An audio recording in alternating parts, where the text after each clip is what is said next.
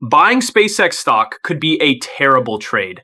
A company with reusable rockets, unmatched in its industry, valued at $2 trillion, and less than a month after its IPO, it's already not worth touching. But here's the part that matters. The tech bull market is not over. Today, I'm going to lay out the logic clearly so you can see exactly what's going on. Why isn't SpaceX worth buying right now? Let's start with the basic facts. SpaceX is currently valued at $2 trillion, but for the full year 2025, it posted a net loss of $4.9 billion. A $2 trillion company not making money.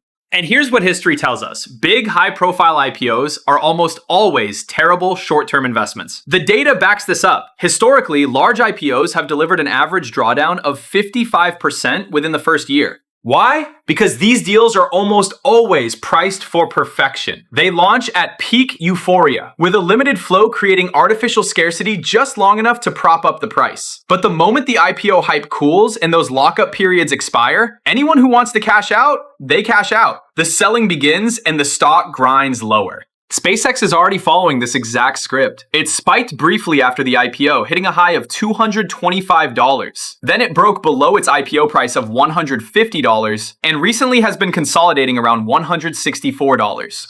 And here's a detail worth thinking about carefully. The exchanges and index providers are rushing to add SpaceX to major benchmarks. That means index funds, passive index funds, become forced buyers after the IPO, creating a second wave of artificial demand. Think about what that means. The money in your retirement account could be passively chasing this thing. So my view is direct. Stay away from these mega IPOs. When OpenAI goes public, same logic. When Anthropic goes public, same logic. These are not the opportunities they appear to be in those first few months.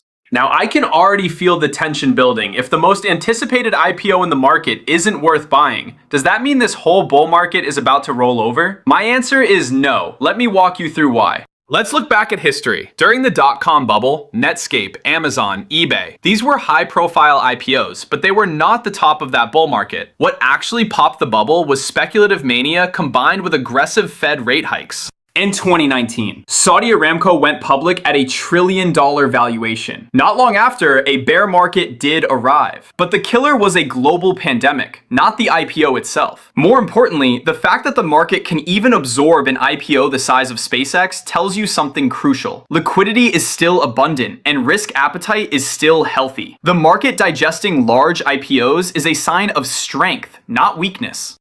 Here's the point. Mega IPOs can happen in the middle of a bull market. They can happen at the end of one. But the IPO itself does not decide when the cycle ends. What actually kills bull markets has always been one of two things: an external shock or a Federal Reserve that decides to hike rates aggressively into an overvalued market. And I need to make one more critical distinction. The market today looks fundamentally different from the dot-com era. First, valuations. The NASDAQ forward PE ratio today is roughly 23.5 times. That is about 1/4 of where it sat at the peak of the dot-com bubble. The mega cap tech companies driving this market have profit margins at or near all-time highs, and those margins justify the multiples they are trading at. Second, the driver of this market. This bull run is being driven by earnings growth, not multiple expansion built on hype.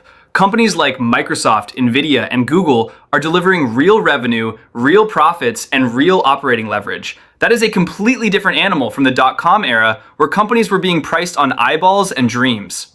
So here is what I keep coming back to. Don't confuse an overpriced IPO with a market that is about to collapse. They are not the same thing. And that brings me to the question a lot of you have been asking. Does this mean tech stocks are still buyable? My view is this: the core AI earnings story is still intact. The AI core asset story still has room to run, but the stocks in this theme are now at a dividing line. For more detail, you can check my last video. If you see the same picture I do, and you're ready to sit on some cash like Buffett and wait, then you can use this time to learn a steadier approach to putting money to work. Step 1. Use the index, not individual stock picking. For most people, trying to guess whether Nvidia will outperform Microsoft or the other way around is a losing game. The simpler approach is to own the NASDAQ 100, the QQQ. It gives you exposure to the most profitable players in this AI wave in one shot. If the earnings growth from core tech companies is still there, buying the index lets you own that basket of real, earnings-backed companies at the lowest cost. And the index automatically replaces the losers over time. You don't need to track who is falling behind. Step 2. Use dollar cost averaging instead of trying to time the bottom. Macro uncertainty is still extremely high. Nobody can call the exact best entry point. Dollar cost averaging solves this. You invest a fixed amount every month. When prices are high, you buy fewer shares. When prices are low, your money buys more.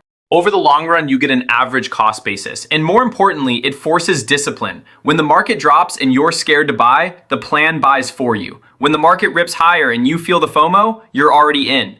Step 3, keep cash on hand. If you're always fully invested, when the next real sell-off comes, your only option is to sit and wait for prices to come back to you. But if you have cash ready, that sell-off becomes your opportunity. Never empty the clip. That's not being conservative. That's keeping the right to choose when the market finally gives you better prices.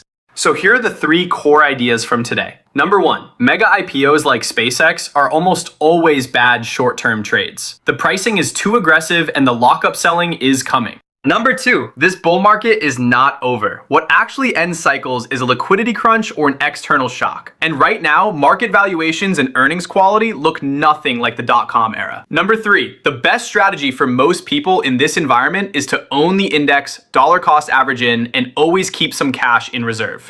Don't confuse an overpriced IPO with a market on the verge of collapse. In other words, don't let the pockets of froth in this market blind you to the real earnings-backed opportunities still sitting in front of you. You just need to use the right method to buy them. Drop your thoughts in the comments.